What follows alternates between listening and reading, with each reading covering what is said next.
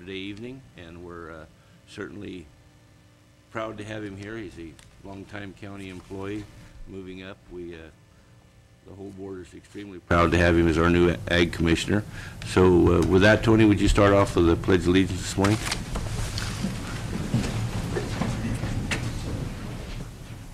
Allegiance to the flag of the United States of America and to the republic for which it stands, one nation, under God, indivisible, with liberty and justice for all. Tony, would you take a couple minutes and First, I'd like to just thank the board for having confidence in me. I recognize that this position holds a lot of responsibility, and it is also an honor for me to accept the position.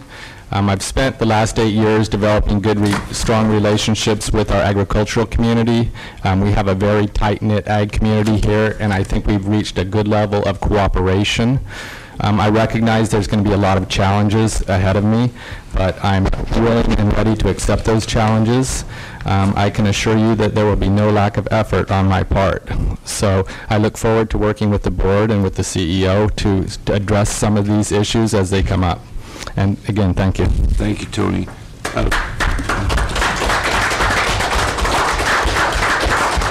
Supervisor Colfax isn't here yet, but is expected directly, but we'll go ahead and have roll call. Supervisor Brown?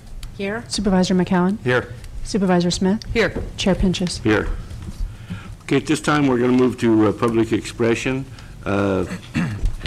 Members of the public can speak on any items they wish. We'll hold a public expression comment period to 3 minutes per person. So if there's anybody out there, please come forward one at a time.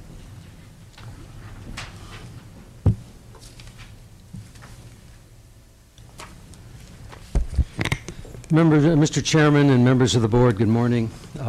I'm Barry Vogel. I live in Ukiah, and I've been practicing law here for 30 years, and I hope that what I read last Friday in the Ukiah Daily Journal is not true, but I've come to tell you of my disappointment of what appears to be a stonewall failure of Tom Mitchell, the county CEO, to answer the Ukiah Daily Journal's inquiry directed to him and each department head. According to the Journal, the newspaper wanted to know of him and the other department heads, how many people do you supervise, and who are they? What is your yearly salary? Would you please provide a description of your job duties?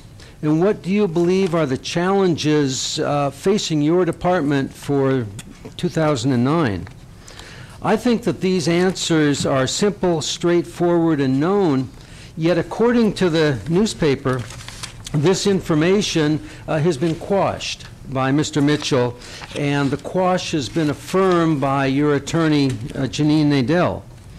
The problem with this, to me, is simple and was set out clearly 1 week ago today when in his inauguration, President Obama said, those who manage the public dollars will be held to account to spend wisely, to reform bad habits, and do our business in the light of day. Because only then can we restore the vital trust between a people and their government. I submit to you that it's a bad habit to keep this information secret. Your support from the 5 of you, if indeed you're paying attention, I see one is, will, among other things, question the wisdom of how you spend the money, the little money that remains in the public coffers. So I'm here today to ask you to direct that these questions be answered now, openly and fully today. Although this issue is not on today's agenda, the law provides authority to do so when an emergency exists. The blanket refusal to answer these questions, to quote the Journal's editorial, imposes an emergency. You may address this matter today as an urgency measure by 4/5 vote. Make the simple finding that this information should be public, and I assure you that no court in this state will chastise you for doing so. And knowing each of you as I do, I believe that at least 4 of you voted for Mr. Obama and support openness in government. If, however, you find that this senseless secrecy must endure, I implore you to put this matter on the agenda of your next meeting and shine the light of day on the public's business. Thank you. Thank you, Mr. Vogel. We don't normally, did you want to comment? We don't normally comment on public expression, but you're free to do so if you want to. Appropriate. I think it's very appropriate, and I think a good point is brought up. Thank you very much. I think it's very appropriate to comment on Mr. Vogel's testimony here today and concern. I believe that I actually had it as an item I was going to bring up. I think that we all need to perhaps have a session on the Public Records Act. What is the county policy? What is local regulation? This Board of Supervisors does set the policy and expects staff to carry it on. I think we need to have an open discussion of what the public asks for and whether they can have it, so all staff and the Board of Supervisors, as well as the public, is well informed on that issue. Mr. Chair, if I may respond? Sure. Is that okay? I was contacted by a reporter from the Daily Journal last week who said he was interested in doing a profile on county departments and would I be interested in meeting with him.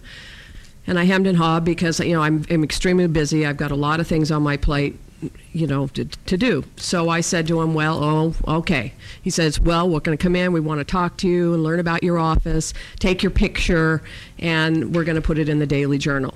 So I made an appointment with him for him to come in this week on Thursday. After thinking about it, I realized that I have been in the process of updating my website, and you can ask my attorneys. All of their pictures have been taken, my entire staff.